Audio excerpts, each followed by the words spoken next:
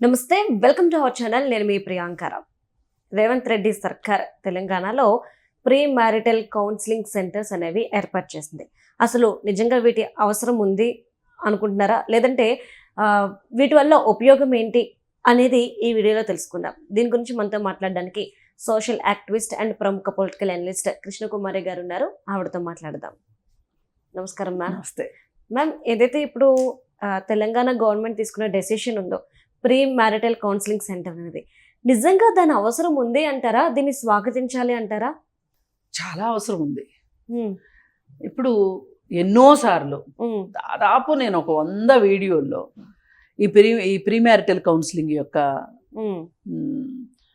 ఆవశ్యకతను చెప్పాను, ఇంపార్టెన్స్ గురించి మాట్లాడాను. ఎందుకంటే పెళ్ళి అనగానే మామూలుగా ఏమంటాము, 100 అబద్ధాలు ఆడైనా ఓ పెళ్లి చేయాలి అంతే.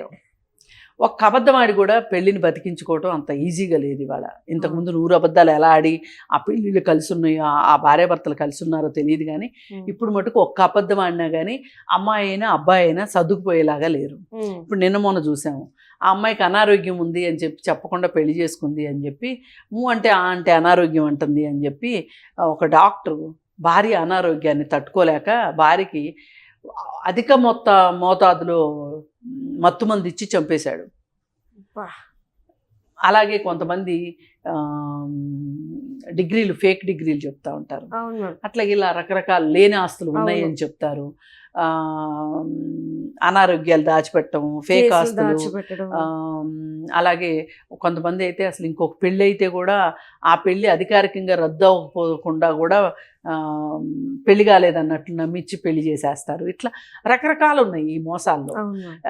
ఈ మోసాలు అనే కన్నా కూడా పొరపచ్చాలు, లేతే డిఫరెన్స్ ఆఫ్ ఒపీనియన్స్, ఇట్లా రకరకాల కారణాలతోటి పెళ్ళి తరువాత వన్ స్టాప్ సఖీ సెంటర్స్కి వెళ్తున్నారు జంటలు కౌన్సిలింగ్ కోసం. అంటే కంప్లైంట్ ఇస్తే వాళ్ళ కౌన్సిలింగ్ ఇస్తారు.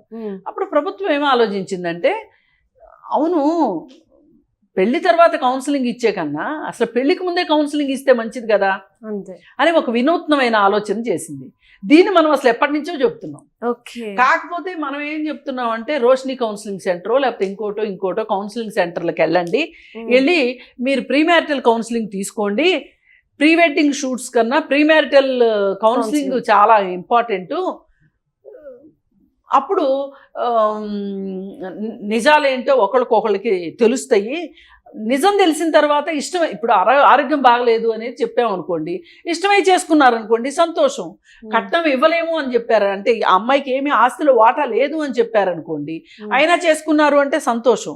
ఆమె తక్కువ చదువుకుంది అని చెప్పారనుకోండి, ఉన్న విషయం ఉన్నట్టు చెప్పారనుకోండి, ఓకే. అలాగే ఇటు సైడ్ అబ్బాయి విషయం కూడా, జీతం తక్కువైతే ఎక్కువ అని చెప్తారు, తక్కువ చదువుకుంటే ఎక్కువ అని చెప్తారు, ఆస్తిలో ఎక్కువ వాటా వస్తుంది అంటారు. ఇట్లా రకరకాల కారణాలు చెప్తారు.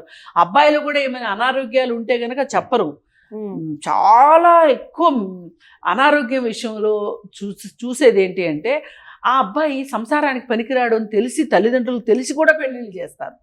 ఇట్లాంటివన్నీ సాల్వ్ కావాలి అంటే గనక, ఇలాంటి విషయాల్లో అబద్ధాలు ముందుకెళ్లకుండా ఉండాలి అంటే గనక ప్రీ మ్యారిటల్ కౌన్సిలింగ్ మంచిది అనే ఒక ఉద్దేశానికి, అంటే ఇప్పుడు మనం మాట్లాడుకున్నవన్నీ పెళ్లి తరువాత భార్యాభర్తల మధ్యలో విభేదాలు రావడానికి ఇవన్నీ కారణాలు అవుతున్నాయి.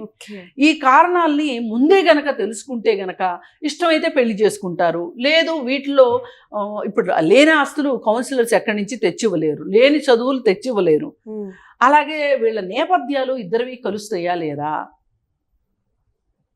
లేదు వీళ్ళిద్దరూ ఒకరినొకరు అంటే ఒక కంపాటిబిలిటీ ఉంటుందా లేదా అనేది అక్కడ కౌన్సిలర్కి ఎంతో కొంత అర్థమవుతుంది. అందుకని ఇది పెట్టారు. ఎగ్జాక్ట్గా మనం అడిగిందే వాళ్ళు కూడా ఆ నిర్ణయానికి వచ్చారు. ఇకపోతే కావాల్సింది ఏంటి అంటే, ఇప్పుడు ఇక్కడ ప్రీ మ్యారిటల్ కౌన్సిలింగ్ జరుగుతుంది అని చెప్పి తెలిసేది ఎట్లా? మీడియా ద్వారానే తెలియాలి, సోషల్ మీడియా ద్వారా తెలియాలి. ఇప్పుడు మనము అలాంటి అవసరం ఉంది అని చెప్పి మనం పదే చెప్పాము. ఇప్పుడు అది ఉంది అని కూడా పదే చెప్పాలి. అవును, అక్కడ ఉంది అని తెలిస్తేనే కదా వెళ్తారు. ఇప్పుడు నేను ఇంతకుముందు రోషినికి వెళ్ళమనేదాన్ని, రోషినిలో ఛార్జబుల్. ఇప్పుడు ఇక్కడ అనుకోండి ఫ్రీ, అందరూ వెళ్ళగలుగుతారు. అంటే ఈ కౌన్సిలింగ్ సెంటర్కి వెళ్ళడం వల్లేనా అంటే ఆడవాళ్ళ మీద దాడులు, మగవాళ్ళ మీద ఆడవాళ్ళ దాడులు ఇవన్నీ తగ్గే అవకాశాలు ఉన్నాయా? ఖచ్చితంగా ఖచ్చితంగా. ఎందుకంటే వీళ్ళు ఏదో సచ్చీలు అయిపోతారని కాదు అక్కడ కౌన్సిలింగ్కి వెళ్ళగానే. ఇప్పుడు ఒక కౌన్సిలర్కి ఈ అబ్బాయి నేపథ్యం ఏంటి, ఈ అమ్మాయి నేపథ్యం ఏంటి, ఈ అమ్మాయి ఏం చదువుకుంది, ఈ అబ్బాయి ఏం చదువుకున్నాడు, ఈ ఈ ఈ వాస్తవాలు ఒకరికొకరికి తెలిస్తే కూడా వీళ్ళు ఇష్టపడి చేసుకున్నారా లేదా అనేది ఒక క్లారిటీ వస్తుంది, ఇష్టపడుతున్నారా లేదా అనేది. ఓకే. ఇప్పుడు కొంతమంది ఏం చెప్తారు అంటే అనారోగ్యం ఉన్నట్టు చెప్పరు. ఇప్పుడు నేను మెయిన్గా ఏం అడుగుతూ ఉంటానంటే పరపత్యాలు రాకుండా ఉండాలి అంటే మీరు హెల్త్కి సంబంధించిన టెస్టులన్నీ చేసుకోండి. ఇద్దరు అమ్మాయి అయినా అబ్బాయి అయినా. అలాగే ఇద్దరిది సిబిల్ స్కోర్ ఉండాలి. ఎందుకంటే వాళ్ళ ఫైనాన్షియల్ డిసిప్లిన్ ఎలా ఉందో తెలుస్తుంది. ఓకే. అలాగే ఎడ్యుకేషనల్ క్వాలిఫికేషన్స్ డిగ్రీలు ఉన్నవి ఉన్నట్లుగా చెప్పండి. అలాగే చేసే ఉద్యోగాల గురించి కూడా ఉన్నది ఉన్నట్టు చెప్పండి. ఈ జీతాలు ఏమొస్తున్నాయో కూడా ఉన్నది ఉన్నట్టు చెప్పండి. అలాగే ఆస్తులు ఏమున్నాయో ఉన్నట్టు చెప్పాలి. ఇప్పుడు ఈ కౌన్సిలింగ్ చేసే ప్రాసెస్లో ఎంతో కొంత వీళ్ళ మానసిక ఆరోగ్యం ఎలా ఉంది అనేది కూడా తెలుస్తుంది. ఇవాళ ప్రపంచంలో ప్రతి ముగ్గురులో ఒకరికి మానసిక సమస్యలు ఉంటున్నాయి అని అధ్యయనాలు చెప్తున్నాయి. ఇప్పుడు మానసిక సమస్యలు ఉన్నాయి అనుకోండి, ఈ అమ్మాయి ఇప్పుడు ఇతనికి ఈ విధమైన మానసిక సమస్య ఉంది, మరి నీకు ఇష్టమేనా పెళ్లి చేసుకోవటం, ఈ అమ్మాయికి ఈ విధమైన మానసిక సమస్య ఉంది, ఇష్టమేనా చేసుకోవటం అంటే ముందు విషయం తెలిస్తే దానికి తగ్గట్లుగా వాళ్ళు ఎక్సర్సైజ్ చేసుకుని జీవితంలో ముందుకెళ్తారు. అందుకోసం ఈ ప్రీమ్యారిటల్ కౌన్సిలింగ్ చాలా చాలా అవసరము. ఇది ఉంది అని చెప్పి మనం ఖచ్చితంగా ఈ ప్రపంచానికి చాటి చెప్పాల్సిన అవసరం ఉంది. అలాగే ఈ సోషల్ మీడియా ద్వారా కూడా చెప్పాల్సింది ఉంది. ఇంకొక మాట ఏంటి అంటే ఇవాళ నిన్న పేపర్లో సజ్జనార్ గారు ఒక ప్రకటన చేశారు. ఏంటి అంటే పిల్లలతోటి అసభ్యకరమైన వీడియోస్ చేసి సోషల్ మీడియాలో తల్లిదండ్రులే పెడుతున్నారు. దీనివల్ల వాళ్ళ భవిష్యత్తు పాడవుతుంది. ఎవరైనా సరే ఇట్లాంటి వీడియోలు ఏమైనా ఉంటే ఆల్రెడీ వాటిని తొలగించండి, కొత్తగా పెడితే మటుకు శిక్షలు పడతాయి అని చెప్పారు. ఇది జనాలే అనుకుంటారు ఏం చేస్తే ఏంటి తప్పు అనుకుంటారు. కానీ ఈ కంటెంట్ తోటి, ఈ ముదురు కంటెంట్ తోటి, ఈ ముదురు మాటలతోటి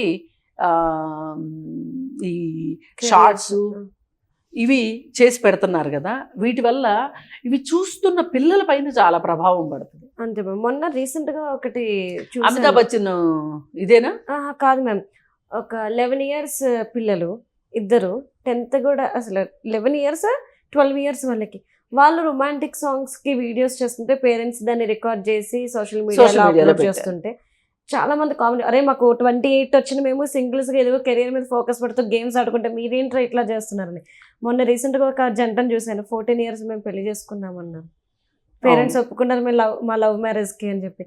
అంటే అసలు పేరెంట్స్ ఏమైపోతున్నారు, పిల్లల్ని ఎలా పెంచుతున్నారు అనేది కూడా అర్థం కావట్లేదు. అది కూడా కాదు, ఇప్పుడు స్కూల్ ప్రోగ్రామ్స్ జరుగుతాయి, పిల్లల ప్రోగ్రామ్స్, యానివర్సరీలో సినిమాల్లో బూతుపాటలు అనుకునే వాటికి పిల్లలతోటి అక్కడ డాన్స్లు ఇస్తుంటారు. రొమాంటిక్ సాంగ్స్కి పిల్లలతోటే డాన్స్లు ఇస్తుంటారు. ఇది కూడా మానుకోవాలి. స్కూళ్ళు కూడా జాగ్రత్త పడాలి. ఈ దేశభక్తి గీతాలకో లేకపోతే ఇంకో మంచి మంచి సందేశాత్మకమైన పాటలకో వాటికో డాన్సులు వేయించాలి, కానీ ప్రేమ పాటలకి డాన్సులు వేయిస్తూ ఉంటారు. ఇలాంటివి మానుకోవాల్సిన అవసరం ఉంది. ఇవన్నీ కూడా ఈ కంటెంట్ కిందకే వస్తాయి. ఇది సజ్జనార్ గారు ఈ ప్రకటన చేయటం అనేది చాలా చాలా ఆహ్వానించదగ్గ విషయం. ఇప్పుడు ఇది కూడా సోషల్ మీడియాలో బాగా ప్రాచుర్యం పొంది అందరికీ అవగాహన రావాల్సిన అవసరం ఉంది. అలాగే ఈ ప్రీమ్యారిటల్ కౌన్సిలింగ్ గురించి కూడా ఎక్కడ జరుగుతాయి ఇవి అంటే వన్ స్టాప్ క్రైసిస్ సెంటర్స్ అని చెప్పి సఖీ సెంటర్స్ అని 33 జిల్లాలకి 33 సెంటర్లు ఉన్నాయి. ఈ 33 సెంటర్లలోనూ ఈ ప్రీ మ్యారిటల్ కౌన్సిలింగ్ సెంటర్స్ పెడుతున్నారు. ఓకే. పెడితే అక్కడ ఒక కౌన్సిలరు, ఆమెకు ఒక 2 సహాయకులు అట్లా ఉంటారు. మనం వెళితే గనక పెళ్లికి ముందు వెళ్తే గనక అమ్మాయి కానీ అబ్బాయి కానీ విడివిడిగా వెళ్ళొచ్చు, కలిసి వెళ్ళొచ్చు. అంటే రెండు కుటుంబాలు కలిసి వెళ్ళొచ్చు, విడివిడిగా వెళ్ళొచ్చు. వెళితే కొంచెం వాళ్ళు పెళ్ళి ఏంటి, పెళ్లి తర్వాత ఇద్దరు కలిసి బతికేటప్పుడు ఎంతో కొంత సర్దుబాటు ఉంటుంది. ఈ సర్దుబాటు చేసుకోవటం ఎట్లా, అత్తమామల బాధ్యతని తీసుకోవటం ఎట్లా, అత్తమామల బాధ్యత ఒక కోడలిదేనా, అల్లుడికి కూడా అత్తమామని పట్టించుకోవాల్సిన అవసరం ఉంటుందా, రేపు పిల్లలు వస్తే పిల్లల బాధ్యత ఎట్లా, అలాగే ఫ్యామిలీలో ఇప్పుడు మనకి రోల్స్ ఎట్లా ఉంటాయంటే అబ్బాయి చేసే పనులు అమ్మాయి చేసే పనులు అని విడివిడిగా ఉంటాయి. అట్లా కాకుండా ఇవాళ అమ్మాయి అబ్బాయి ఇద్దరు ఉద్యోగాలు చేస్తున్నారు కాబట్టి ఈ జెండర్ రోల్ కూడా మారాలి అనేది ఇట్లాంటివన్నీ కౌన్సిలింగ్లో వస్తాయి. వస్తే దీనివల్ల ఇప్పుడు చదువుకున్న వాళ్ళల్లో కూడా ఎక్కువ విభేదాలు ఎక్కువ వస్తున్నాయి. పెళ్ళైన వెంటనే 2 నెలలకే 3 నెలలకే వస్తున్నాయి. అట్లా రాకుండా ఉండాలి అంటే ఈ ప్రీ మ్యారిటల్ కౌన్సిలింగ్ చాలా ఉపయోగపడుతుందని నా అభిప్రాయం. మనం మరొక్కసారి తెలంగాణ గవర్నమెంట్కి కృతజ్ఞతలు తెలియజేసుకోవచ్చు మహిళా లోకం తరఫున, అలాగే సమాజం తరఫు నుంచి కూడా. దీన్ని మనం స్వాగతిస్తూ మాట్లాడుకున్నాం అన్నమాట ఇప్పటివరకు. Thank you so much. Thank you.